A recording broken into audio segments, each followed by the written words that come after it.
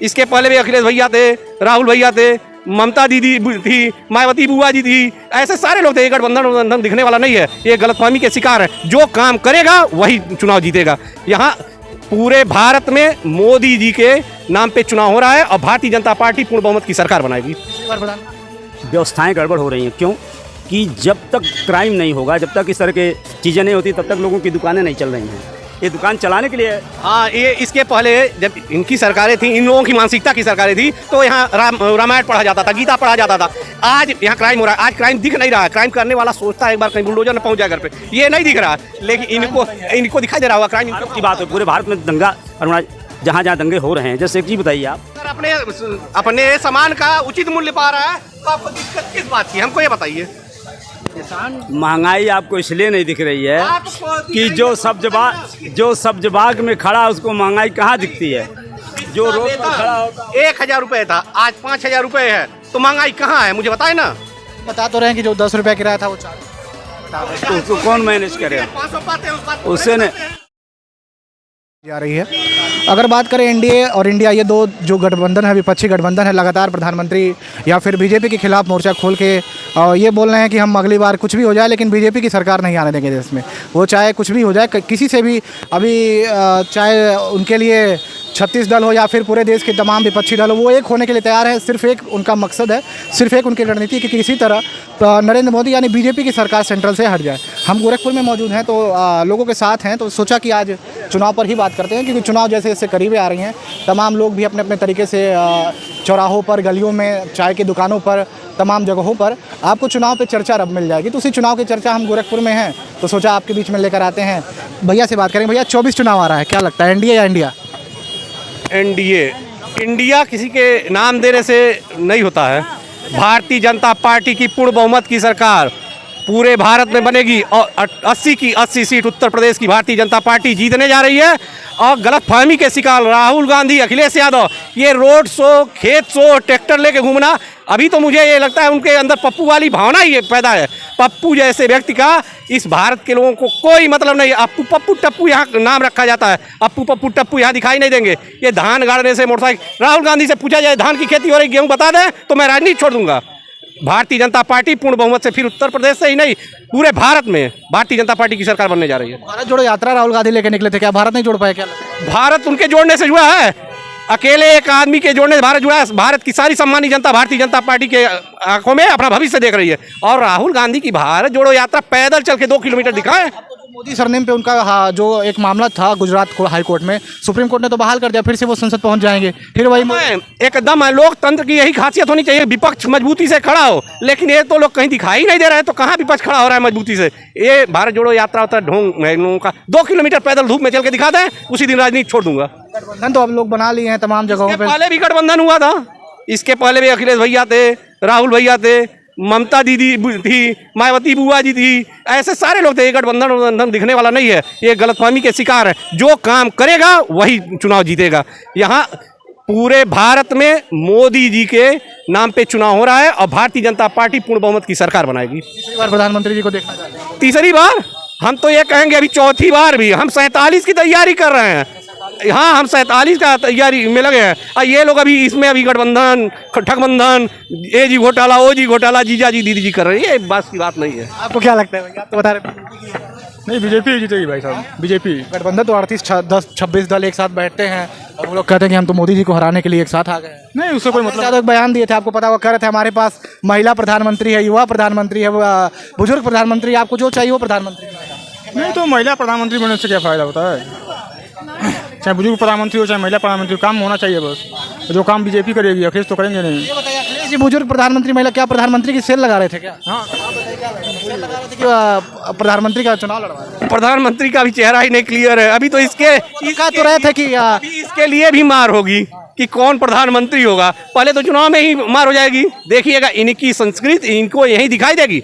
यहाँ पे अभी इसके पहले भी चुनाव हुए हैं, जिस अमर्यादित भाषाओं का राष्ट्रीय अध्यक्ष अखिलेश यादव जी ने उत्तर प्रदेश की पुलिस के साथ किया था। इनके पिताजी स्वर्गीय, मैं उन्हें नहीं कुछ कह सकता हूं, लेकिन उन्होंने जो कहा था एक बच्चों के साथ गलती हो सकती। लोग विधानसभा में मायावती जी के साथ जो कृत्य हुआ था वो भूल गए लोग। सम्मानित जनता इन सब बातों को याद। जी का बयान किस तरीके से देखते हैं, जो बताए थे कि हमारे पास तो बीजेपी के पास तो कोई ऑप्शन ही नहीं है, हमारे पास पप्पू और टप्पू ये दो लोग क्या मतलब है, ये चुनाव में कोई मतलब ही नहीं है। मैच्योर्ड होना चाहिए, अभी ये लोग मैच्योर्ड नहीं है। अगर मैच्योर्ड होते तो समाजवादी असमाप्तवादी पार्टी के कागार पे है, ये विचार करने की बात होगी समाजवादी पार्टी के राष्ट्रीय अध्यक्ष जी को। पहले वो ज़मीन पे दिखेंगे तब बिकेंगे। ज़मीन पर दिखेंगे तब दिखेंगे। भैया आपको क्या लगता है चुनाव से थोड़ा हम दूर रहते हैं, बट देते हैं कि नहीं देते? देते हैं, लेकिन अभी भी लग रहा है कि मोदी का मैजिक खत्म हुआ नहीं है। कोई कुछ भी करे, हाँ कोई कुछ भी कहे, वो मैजिक अभी खत्म होने वाला है नहीं। अगले 5 साल तक भी वही रहेंगे। साथ बैठ रहे हैं मंच पे कि हम मोदी जी को हराएंगे, कुछ भी करें। सब लोग बैठने से क्या मतलब है? कहीं बंगाल में लड़ना एक दूसरे के खिलाफ, महाराष्ट्र में लड़ेंगे, बिहार में लड़ेंगे, तो एकजुट कैसे होंगे बताइए ना? नहीं होने सकते। निजी इंटरव्यू एक बार रिपोर्ट तैयार किए थे 2011 में, तो वो कहे थे कि हम ये बताइए, केजरीवाल अपने लोगों के कभी हुए हैं? ना कुमार विश्वास के हुए, ना योगेंद्र यादव के हुए, वो किसके हैं? किसी के नहीं है। दिल्ली में तो लगातार 2 बार 3 बार मुख्यमंत्री। दिल्ली का पॉपुलेशन, दिल्ली का कोई वहाँ का अपना है? कोई बिहार से आया है, कोई पंजाब से आया है, तो सबको अपना अपना है। फ्री का चाहिए, फ्री में है, मिल रहा है। दिल्ली पानी बांट रहे हैं तो दिल्ली में लोग उनको सरकार, और क्या आपको नहीं दिख रहा है? कौन सा विकास दिल्ली में है? सेंट्रल टेरिटरी है ना, यूनियन टेरिटरी है। यूनियन टेरिटरी में अगर केंद्र सरकार पैसा ना दे तो दिल्ली सरकार के मन का कुछ नहीं है। पूर्ण राज्य चाहिए, पूर्ण राज्य चाहिए, मतलब ही समझते हैं पूर्ण राज्य का दर्जा क्या होता है? सेंट्रल यूनियन टेरिटरी को अगर पूर्ण राज्य का दर्जा दे दिया जाए तो करेंगे क्या? वो में तो लोग पीछे हट गए। लोग कौन हट गया? केजरीवाल जी कहने सरकार के साथ नहीं खड़े तो चाहिए कि मतलब खड़े हों, उनके खड़े ना होने से कोई फर्क पड़ता है? क्या कर लेंगे भैया? राज्यसभा में उनका बहुमत है, लोकसभा में उनका बहुमत है, करेंगे क्या? ये सब बकवास है। देखिए, वो भी जानते हैं कि अगर हमको लाइमलाइट में रहना है तो कुछ तो बोलना पड़ेगा। बोल रहे हैं। फिर मोदी मैजिक आपको लगता है चलेगा? आप बताइए, हमसे क्यों पूछ रहे हैं? आप जनता नहीं, हम जनता है, ठीक है। आप हमसे ज़्यादा जनता के बीच में हैं, आपको नहीं दिखता है? आपको नहीं दिख रहा है? दिखता है, वो जो दिखता है वो सही बात। पंजाब में भी रहता हूँ मैं, हरियाणा में भी रहता हूँ मैं, दिल्ली में भी रहता हूँ, और मैं यूपी में भी रहता हूँ। ये 4 जगह तो मैं हमेशा ही रहता हूँ। पंजाबी कभी भी बीजेपी को वोट नहीं करेगा, ये आप जान लीजिए। वहाँ जब होगा तो कोलिजन होगा। एक बार आ चुके हैं लोकसभा में, आम आदमी पार्टी पंजाब में नहीं है। बाकी आप पूरा देश का देख लीजिए क्या है, कैसे है। पंजाब में आप लोकसभा चुनाव में बीजेपी आ रही है पूरा, वहाँ आपको लग रहा है? अकालियों का देखिए, वहाँ पे वहाँ की राजनीति टोटल डिफरेंट है। वहाँ वो देश के हिसाब से चलते ही नहीं है। उनका अपना सेट एजेंडा है, बिजनेसमैन है वो, अपना बिजनेस के हिसाब से, धंधे के हिसाब से अपना सरकार देखते हैं। उनको लगा कि स्टेट गवर्नमेंट में हमको चाहिए आम आदमी पार्टी, लेके आए। अभी उनको क्या दिक्कतें फेस करना पड़ा वो मैं देख रहा हूँ ना। लाइट तो जब गुजरात विधानसभा नहीं है, पानी के लिए पूरा पानी ही पानी, इतना पानी हो गया। चीज़ें बहुत सारी हैं, बातें बहुत सी हैं। 2024 में अभी नहीं। देखिए, सबसे बड़ी बात यह है कि आपके पास कुछ ऐसा होना चाहिए ऑथेंटिक, जो आप जनता के बीच में लेके जाएंगे। ऑथेंटिक कुछ है ही नहीं तो क्या लेके जाएंगे? किस चीज़ को क्या है इन लोगों के पास? विपक्ष के पास आपके बताइए अब क्या है? बिहार में आप देख रही हैं नीतीश को सरकार है, क्या ऐसा कर दिए हैं जिसको लेकर के बिहार की जनता उनको चुनेगी? जिनका अपना खुद का ठिकाना नहीं है, कब वो बीजेपी के साथ रहेंगे, कब वो आरजेडी के साथ रहेंगे, कब कांग्रेस के साथ रहेंगे। ममता जी का अपना कुछ अलग ही एजेंडा है। तो ये सब चीज़ें जो है ना, ये बहुत हौच पौच है। तो जहाँ हौच पौच होती है ना, जनता को क्लियर विजन चाहिए। मोदी चाहिए था तो मोदी बोला है। आपको लग रहा है कि स्टेट में लोग अपने में ही लड़ रहे हैं और सेंट्रल में जाके एक साथ मिल वो नहीं, वो सेंटर में भी नहीं मिल पाएंगे ना, वहाँ भी अपना मंच पे ना। पिछली बार महाराष्ट्र में बैठने की बात, हम सभी लोग बैठे हुए हैं ना, सब एक ही दिमाग के हैं, नहीं है ना? सबका अपना अपना सेट एजेंडा है कि नहीं है? तो उनका भी वैसे ही सेट एजेंडा है। ये बताइए आपको कौन सा प्रधानमंत्री चाहिए? युवा चाहिए, वृद्ध चाहिए कि महिला? कौन इससे कोई मतलब नहीं होता है। जी कह रहे हैं वृद्ध हो, मूर्ख हो, क्या मतलब है? युवा किसको बोल रहे हैं? 50 साल का आदमी युवा है? गजब हाल है भैया। मतलब युवा की परिभाषा हमारे देश में बदल गई है साथ, हमको तो यही लगता है। 21 साल का लड़का जनरल का यूपीएससी नहीं देगा, वो जवान नहीं है। लेकिन 50 साल का राजनेता जो है वो चुनाव लड़ेगा और युवा रहेगा। कि हमारे देश और संविधान की विडंबना नहीं तो क्या है भैया? बहुत हौच पौच है, बहुत हौच पौच है। 24 का चुनाव है, तमाम लोग तेज बन रहे हैं। हम चाय पे चर्चा चल रही थी, लोग चाय पी रहे हैं, आप लोग चाय पी लिए। और आपको क्या लगता है भैया, किसकी सरकार 24 में? नहीं, अरे कुछ तो लगता है। वोट देते कि नहीं? वोट अच्छा, क्या लगता है भैया 24 का चुनाव है? बताइए, 24 का चुनाव है। चाय पीते रहिए, चाय पे नहीं डिस्कस। देखिए, ऐसा है, संस्कृत में एक सूक्ति है, वो लोग बैठी तो आपने बहुत सारी बातें सुनी और जो भी बातें हैं, क्रिया सिद्धि सत्यो भवति महताम नोपकरणे। संस्कृत में कहा है क्रिया सिद्धि सत्यो भवति महताम नोपकरणे। कार्य की सिद्धि करने से होती है, उपकरणों से नहीं होती है। मोदी वर्सेज राहुल, देश की स्थिति क्या है? मोदी वर्सेज राहुल। जो भारत जोड़ो यात्रा की बात आपने कहा है, ज़रा सा एक चीज़ बताइए, जो आदमी ज़मीन से जुड़ के चलेगा और जो बाई फ्लाइंग चलेगा, तो क्या आपको लगता है बाई फ्लाइंग वाला प्लस में है? कन्याकुमारी से कश्मीर के लाल चौक तक जाते हैं, झंडा फहराते हैं, वहाँ बता ऐसा है कि राहुल जी भारत जोड़ो यात्रा शुरू कर रहे हैं सेकंड पार्ट, और उसके बाद जो है परिस्थितियाँ बदली नज़र आएंगी। क्योंकि जो सत्ता में काबिज होता, भारत देश का इतिहास है, आज से नहीं, भारत जब से स्वतंत्र हुआ इतिहास है कि 10 साल बाद जो सत्ता का डाइवर्जन हुआ है, और अब भी सत्ता का डाइवर्जन होगा। रहा सवाल यह कि जिस मत का जो होगा उसी मत पर वो व्याख्या करेगा, और व्याख्या करने से पहले यह भी जानना चाहिए कि सूखा में बहुत ज़्यादा धान नहीं कोई पैदा कर पाएगा। पानी चलाक धान नहीं होता, धान जब होगा जब नेचर बरसेगा। तो जनता में डाइवर्जन है। हरियाणा में गए थे तो फिर कैमरा वैमरा लेके पूरा बता रहे कि हम धान लोगों के साथ रोप रहे थे। वो एक ऐसा चीज़ है कि भारत कृषि प्रधान देश है। हमारे हर नेता, इसके पहले भी लोग जाते थे खेत खलिहानों में जाते थे, तो इससे ये संदेश जाता कि ये इससे जुड़े हुए, मिट्टी से जुड़े होने का वजह है कि वो खेत खलिहान में गए हैं, न कि वो स्कैंडलाइज करने के। स्कैंडल नहीं, there is no any scandal कि धान रोपने जा रहे हैं खेत, नहीं। ये हमारे यहाँ की मिट्टी से जुड़े हुए जो लोग हैं वो करते रहते हैं।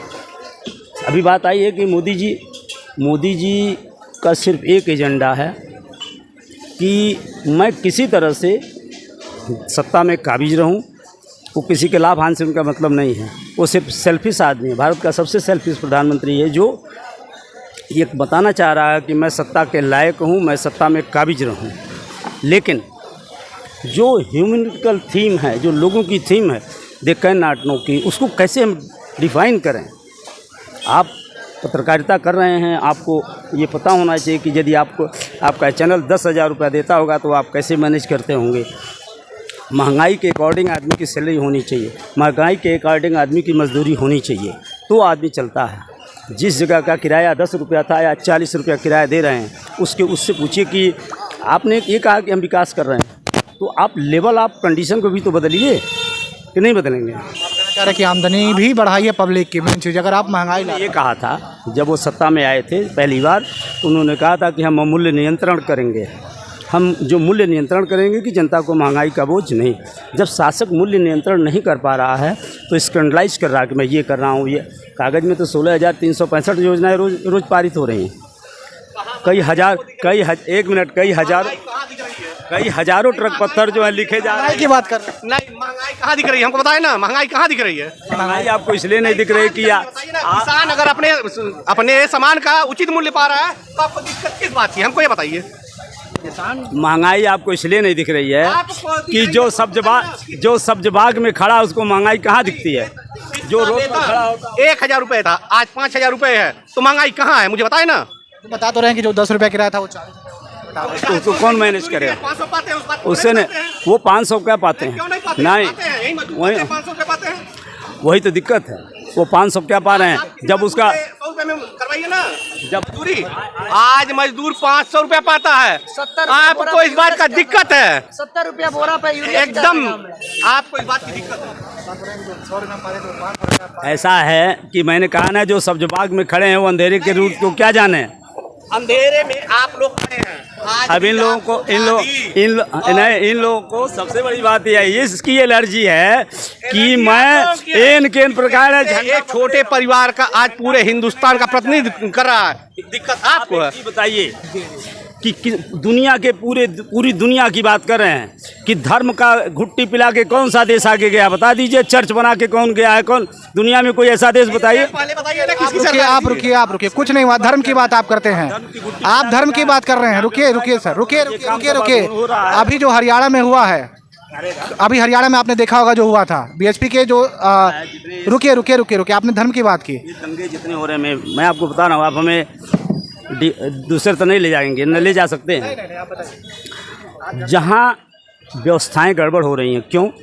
कि जब तक क्राइम नहीं होगा, जब तक इस तरह के चीज़ें नहीं होती, तब तक लोगों की दुकानें नहीं चल रही हैं। ये दुकान चलाने के लिए हाँ, ये इसके पहले जब इनकी सरकारें थी, इन लोगों की मानसिकता की सरकारें थी, तो यहाँ रामायण पढ़ा जाता था, गीता पढ़ा जाता था।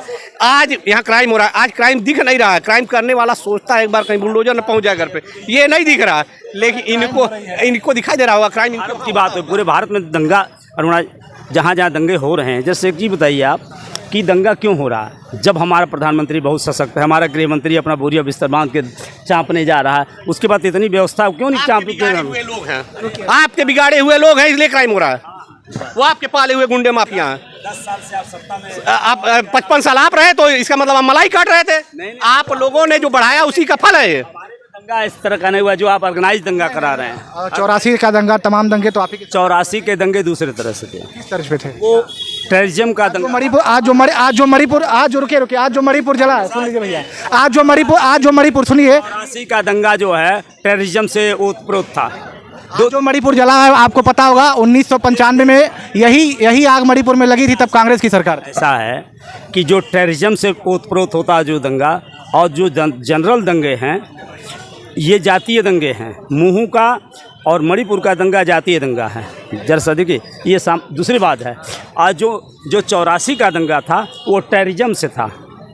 जब टेररिज्म का दंगा और टेररिज्म के तहत वो काम हुआ था, वो कोई व्यक्ति विशेष किसी जात विशेष से मतलब नहीं था। लेकिन ये जो है टेररिज्म से नहीं है, ये जातीय है।